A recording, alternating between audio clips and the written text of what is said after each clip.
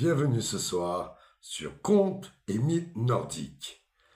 Aujourd'hui, comme prévu, je vais vous parler et vous conter l'histoire des enfants de Loki. Loki n'était pas le seul fripon de sa famille. Avant la naissance de ses enfants, les Nornes clairvoyantes avaient donné aux dieux un terrible avertissement. La progéniture du tricheur causera votre perte à tous. Effectivement, 3 des enfants de Loki semblaient vraiment dangereux. L'un d'eux était un loup, appelé Fenrir. L'autre était Jormungand, excusez-moi de l'énonciation, un gigantesque serpent de mer. Et le troisième, connu sous le nom de Hel, une créature démoniaque. Son corps était à moitié jeune et beau, et à moitié vieux et pétrifié.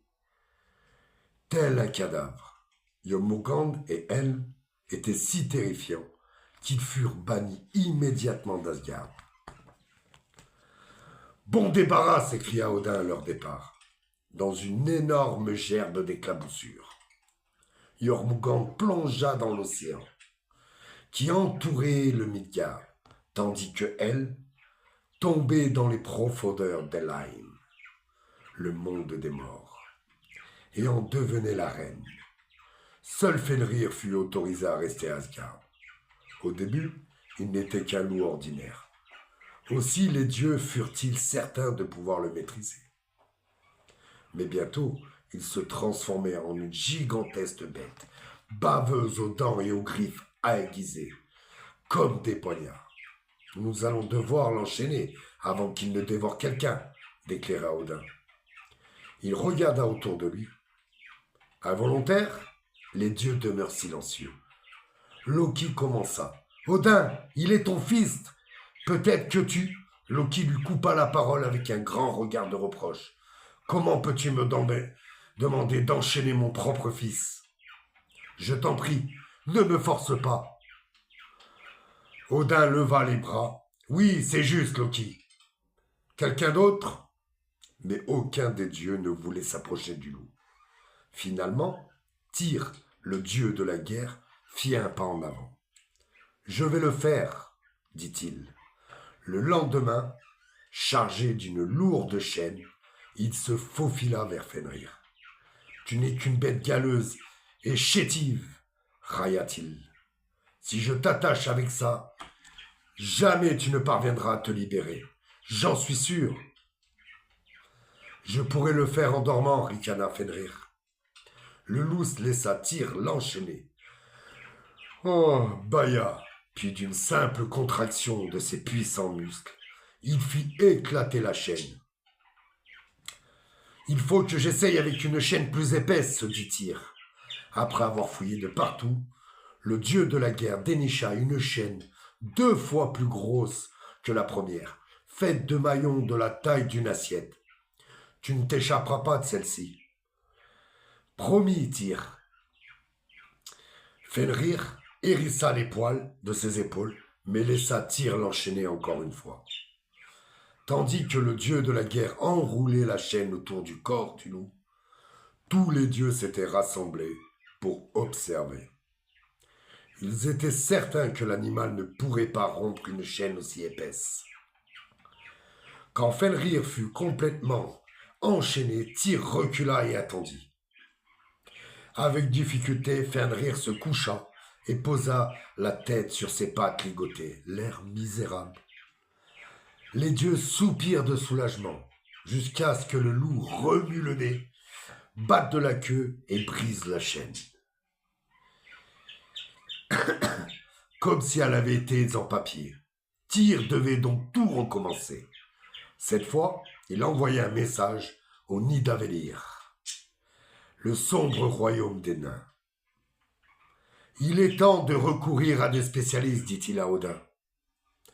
Personne dans tous les royaumes n'est capable de forger un acier plus résistant que les nains. » Mais les nains n'envoyèrent pas de chaîne en métal. À la place, ils avaient forgé une corde douce comme de la soie, fine comme un doigt, Elle ne semblait même pas solide pour retenir un loup ordinaire. Encore moins pour un monstre de la taille et de la force de Fenrir. Cependant, Tyr avait confiance dans l'incroyable habilité des nains.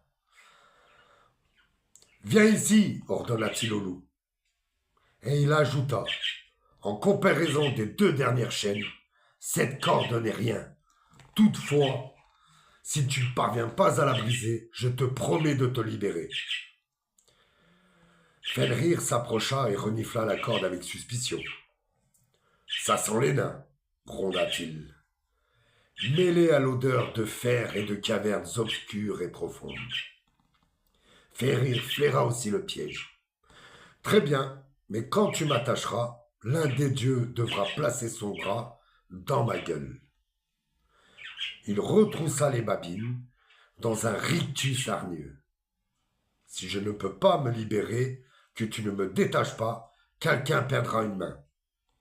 Une fois encore, Tyr fut le seul dieu assez brave pour se porter volontaire.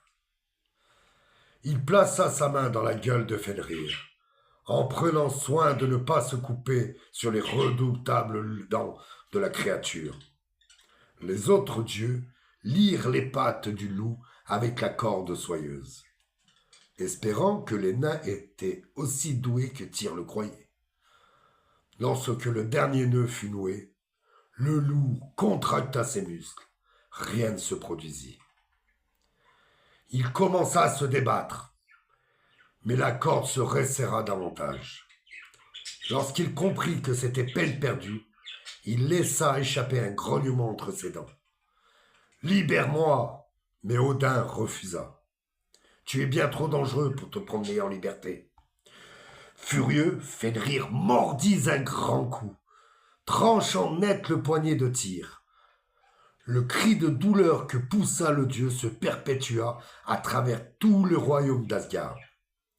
Grâce au sacrifice de Tyr, les dieux n'eurent plus à se préoccuper de Fenrir, du moins pendant quelque temps. Toutefois, à cause de Fenrir, Tyr passa le reste de ses jours avec un moignon à la place de la main droite. Voilà les amis, c'est fini pour aujourd'hui avec l'histoire de Fenrir et des enfants de Loki. Passez une agréable soirée en espérant que ce conte vous ait plu. Ce conte est tiré de Contes et mythes illustrés. Voilà, je vous souhaite à tous une bonne soirée. Ayaza Ugvana.